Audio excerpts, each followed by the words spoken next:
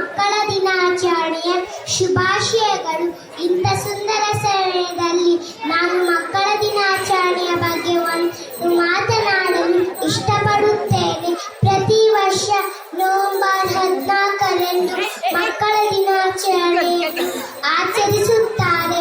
ನೆಹರು ಅವರ ತಂದೆ ಮೋತಿಲಾಲ್ ನೆಹರು, ತಾಯಿ ಸ್ವರೂಪರಾಣಿ ನೆಹರು ಅವರು ಭಾರತದ ಸ್ವಾತಂತ್ರ್ಯಕ್ಕೆ ಹೋರಾಟ ಪ್ರಮುಖ ನಾಯಕರಲ್ಲಿ ಒಬ್ಬರಾಗಿದ್ದರು.